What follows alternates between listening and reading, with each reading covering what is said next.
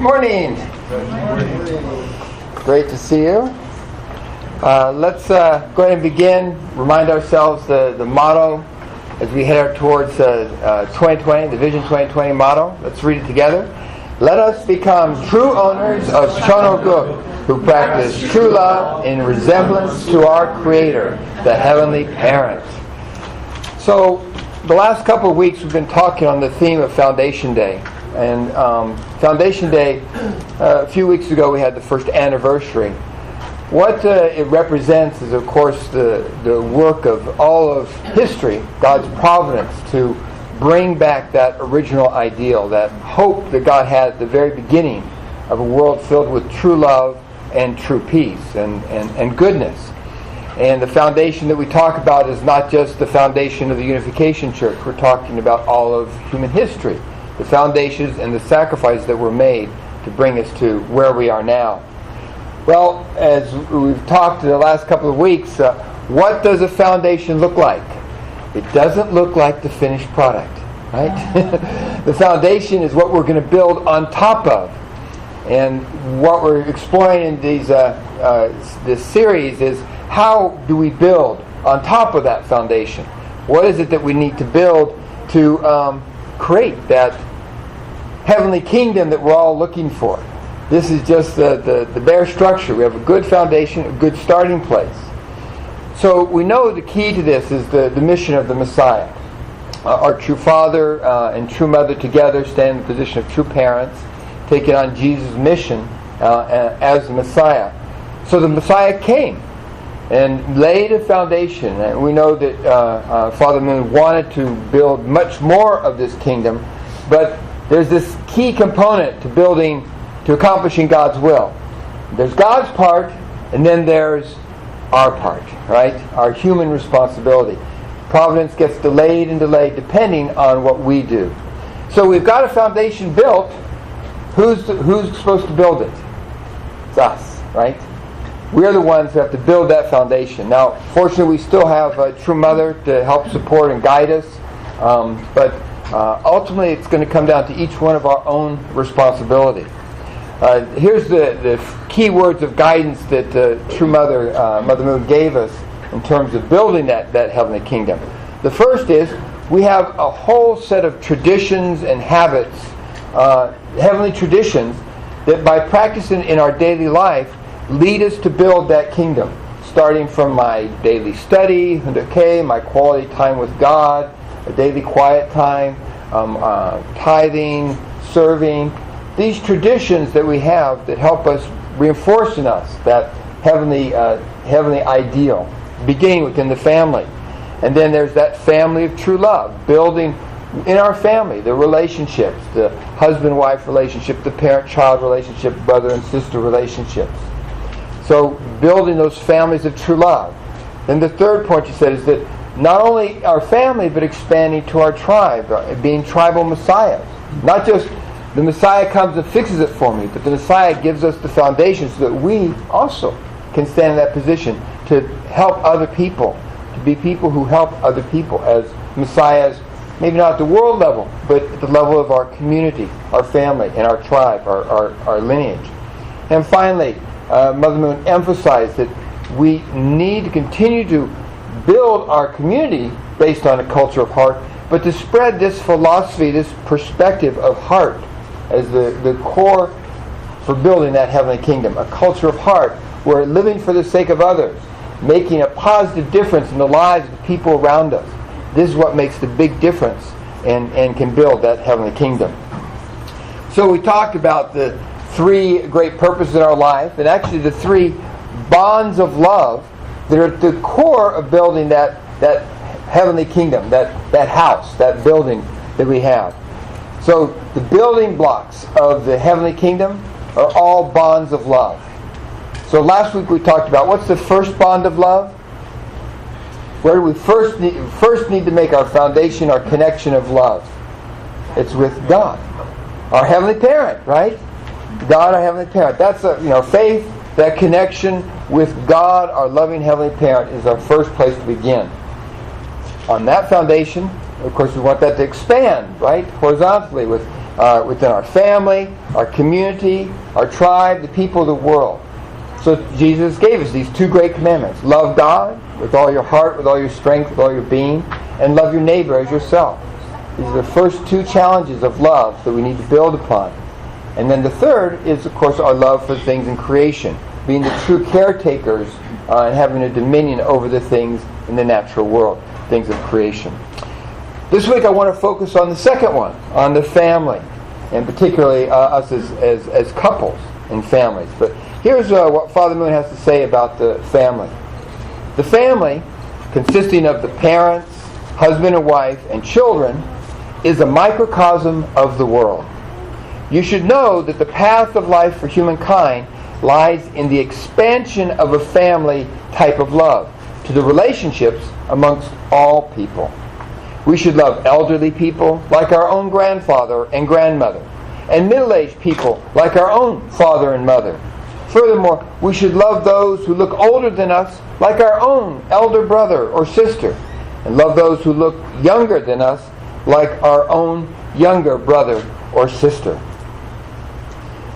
Even more specific, Father speaks about the husband-wife relationship and being a true love partner. And actually, what we're going to explore today doesn't apply just to married couples. It actually applies to all of our relationships with people. Of course, the husband-wife, the spousal relationship, but also the relationship that we have with our friends. And when we make a good partnership with our friends, and even with our family, the first place we experiment with is in our brother-sister relationships with each other. So, here's what Father Moon has to say about being a true love partner. You feel true happiness only when you can feel the heart of your partner and the love of your partner in an equal and reciprocal relationship. Recently, last week I had a chance to discover a book called Love Sense. I recommend this highly to those of you who are readers. Love Sense. The subtitle for it is a revolutionary understanding of how and why we love based on cutting-edge research. Interesting thing, though, we have a lot to say about love and relationships, right? What this does is it takes experimental models, research, and scientific analysis to come to the same conclusions that we already know. But the practical reality is that so many people, science is their religion. So to be able to document and show the importance of relationships is very powerful and very important. I want to just share a couple of things from the book, from the book Love Sense. So this is one of the key points she makes. She says, the first and foremost instinct of humans is neither sex nor aggression. Well, that's the typical scientist, the animal instinct, the animal drive, to procreate, to have sex, survival. And that's the whole motivation for life. But she's documenting that that's actually not the case. Instead, she says, it's to seek contact and comforting connections. Divine Principle is very clear. It's all about making connections, connecting to each other. The universe exists because of relationships and connections. Second point she makes is that emotional dependency is not immature or pathological. It's our greatest strength. Now that's also an interesting statement because, especially in America, our independence is right. It's what's so important to us. We really hold being able to be self-sufficient and independent is so important and valuable to us. But actually, there's a lot of literature that she goes through and documents how much we need to have relationships in order to be happy, in order to be healthy, and in order to be fulfilled in our lives. One of the studies she talks about, and many of you probably heard about the situation at the fall of the communist empire in Eastern Europe. They discovered many orphanages in Romania where the children were, according to the Marxist model, they were given everything they needed to survive. They were given food and warmth, and they were given, their diapers were changed, the medical needs were all taken care of, but they had almost no physical contact with a caregiver. And these children, through just watching the results, almost all of them developed incredible brain deficiencies, had all kinds of problems. They couldn't even walk. Their whole development was stymied. Not because they hadn't gotten plenty of food and nourishment and like that, but there was this missing ingredient of physical contact with a loving caregiver. She goes on to state other things, that consistent emotional support. Now, of course, sometimes we may be in a relationship and not experience consistent emotional support, but this is what we're designed for. This is the way we're built. Documented in study after study that those who experience more consistent emotional support, they're healthier and live longer. It's documented that someone who's has that kind of relationship, they will have lower blood pressure and have an increased, improved immune system than someone who doesn't have a connection. Even just someone coming to the hospital and holding someone's hand. Actually did an interesting experiment where one person, they gave him a test. I think I shared about that. The holding the hand of a stranger, holding the hand of a spouse, or holding no one's hands. And the different responses that people gave were so much more protected when you were being held the hand of someone that you felt a strong emotional connection to. This is what I mean by saying scientifically documenting the need that we have for each other.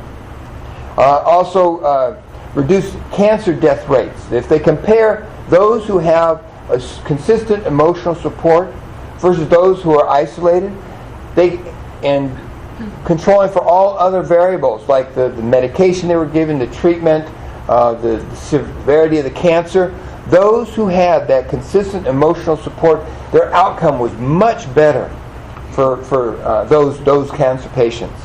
Also, patients, same situation, had bypass surgery on their hearts.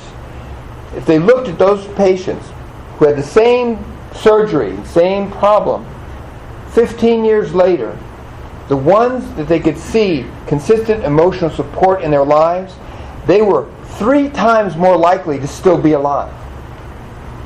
So there's documented proof that we need each other for us to be fulfilled in our lives. Even mental health, there's lots of documentation about, in happiness and fulfillment, less anxiety, less depression occur in those people who have consistent emotional support in their lives.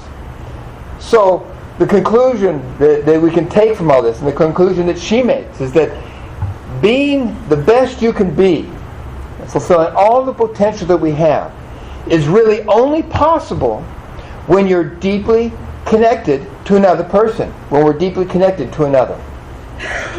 This connection is critical for our own development, for the development of our children, for the development of that heavenly kingdom. It's connection between peoples. So, what does the principle have to say about that? Even the Unification worldview, we talk about the world of God's ideal. There's 3 main characteristics. Do you remember these characteristics? The very first one is interdependence. That people recognize that we need each other. That we are interdependent. And that we thrive on that and grow through that and benefit from that. On the foundation of understanding that interdependence, the need that we have for each other, then we can support mutual prosperity and universally shared values that are all centered upon God, founded upon God. This is from the exposition of the divine principle, the core of our teachings. And if we look at what Father Moon has to say, particularly about marriage, and we also know the statistic is that men who are married tend to have a lot better health outcomes than men who are not married. So, hooray for marriage, right? Here's what Father Moon has to say about it. Marriage is a relationship where two partners have give and take in a reciprocal position, where they can console each other in times of loneliness, rejoice together in times of happiness, and help each other in times of difficulty. They unite so they can live on the basis of God's love while moving toward God. This is the life of marriage. So, being a true love partner, or a true spouse, a true friend, a true brother or sister. Just like last week, I talked about 4 different components in our relationship with God. Number 1, first we need to invite God into our life. Number 2, we need to understand and study. That's why we have we study Scripture on a daily basis. Understanding of God. We need to make communication. Our prayer life needs to be active to make that connection with God, our Heavenly Parent. And actions, conditions that bring God into our lives, that invite God to be with us. Well, these same 4 areas we can look at our relationships with others, and particularly with our spouse or partner. So, invitation. So how do we invite people to be in relationship with us? I'm sure you've all had the experience where what the meaning of the cold shoulder is. You can come up and you're making a conversation with someone and you get kind of, okay, yeah. And conversations that just kind of go, oh, how you doing? I haven't seen you in a long time. How are you? I'm fine. But a little bit of a conversation stopper right there, right? So there's ways that we actually invite people to be part of our lives. To a certain extent, it's opening ourselves up and being vulnerable, sharing something of ourselves, allowing someone into our lives, and giving attention to people. One of the favorite comedy skits that you see all the time is the couple that's sitting at the table and the husband's reading the newspaper, right? And the wife's there ready to share her heart about, I just had this amazing experience today, and the husband's going, yeah, and I had this really realization about my life and where things are going. He says, oh, nice, right? And then of course, in the skit, she kind of catches on, oh, and I just crashed the car and just totally destroyed the car. The house is burning down. He goes, oh, that's nice. I'm having an affair with the pool boy, and we're running off and going to Acapulco and like that. And actually, did you hear there was a big meteor that just destroyed half of South America? So now they put a ration on coffee, so there's no more coffee. He says, oh, thanks. Oh, yeah, I'd like some more coffee. Anyway, we need to open the door, right? It means we give attention. We give attention, we give eye contact, we give a body language that says, I'm welcoming you, I'm interested in you, I want to hear what you have to say. The second point there, understanding, that's really about our ability to have empathy for another person. It's one of the most important emotional skills that we have in our life. In order to have a true partnership, we need to understand something about our partner, how our partner sees things. Of course, when we're trying to understand God, we're trying to see and understand God's perspective. When we're working with our partner, we want to see things from our partner's perspective. Especially we in our arranged marriages, we have some very interesting partnerships, right? We come from very different worldviews and very different perspectives. And so that investment that we make in being able to understand and see things from another point of view, also to understand another person's style. Eleanor and I have very interesting, complementary, but very different styles about things. Eleanor is very good at, they call it being a perfectionist. Now, she really works hard to get things right. Me, I'm interested in getting things done fast. Right? So, right is nice. Right is wonderful. But it takes so long. But fast is sometimes pretty sloppy. Not so beautiful. So we have this continual dance, right? Trying to work out, she wants to make it perfect. And, I am so grateful because when she actually does it, it's like, ooh, wow, that looks fantastic. But it took you a month. Or she looks at what I do and says, well, you knocked that out, you got that video done real quick, but don't tell them I did it. Because she can see all of them. Oh, look at that. Look, oh, what'd you do here? Why didn't you fix that? Why didn't you fix that? So understanding and developing that partnership, it involves a lot of empathy.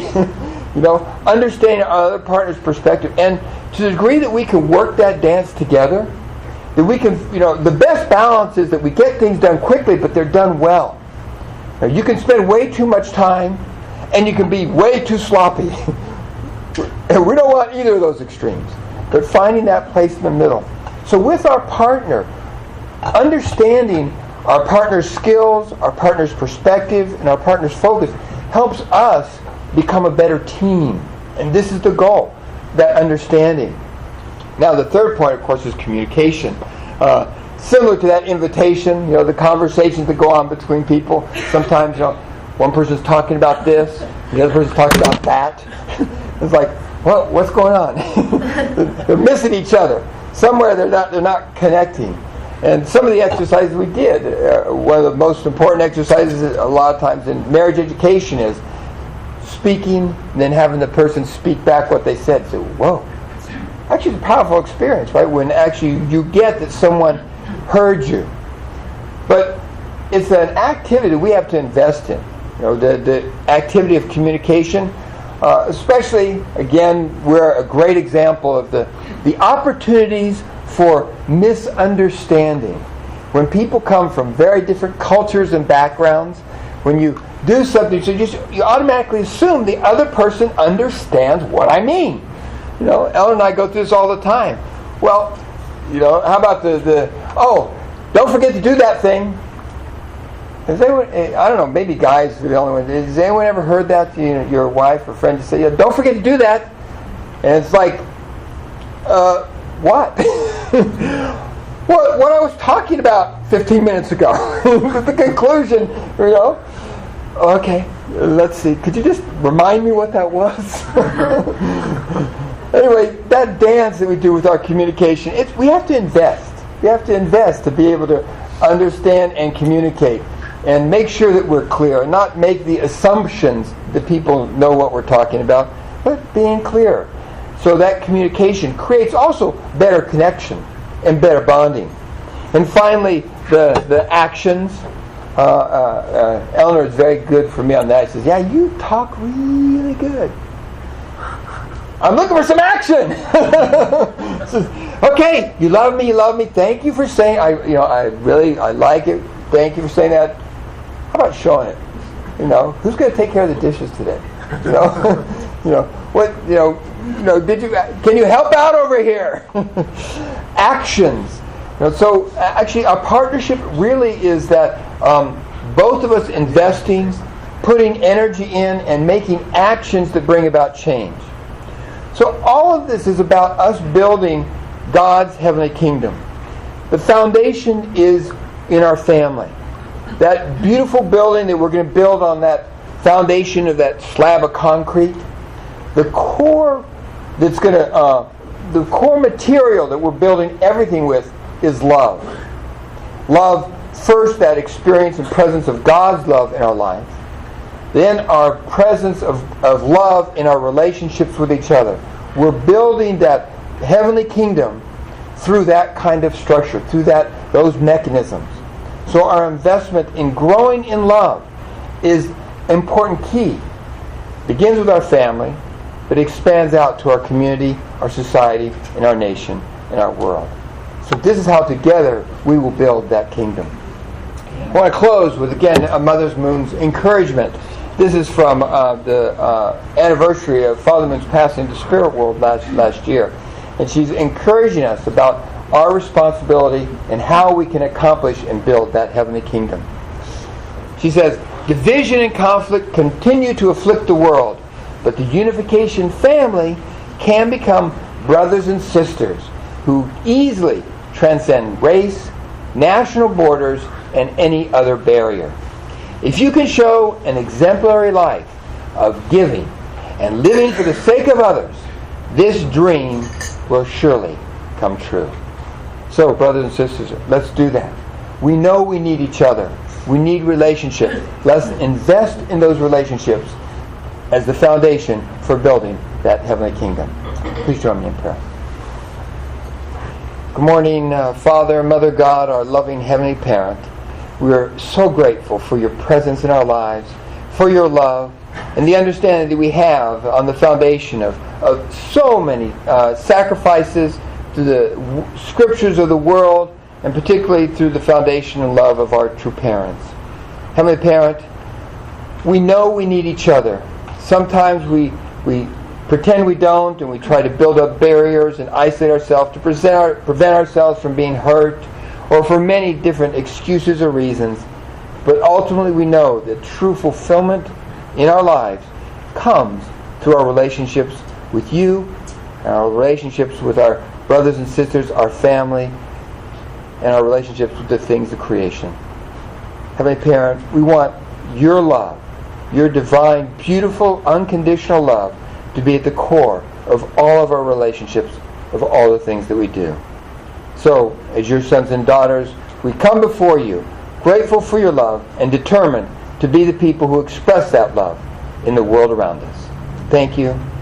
Amen and adieu. Okay, thank you.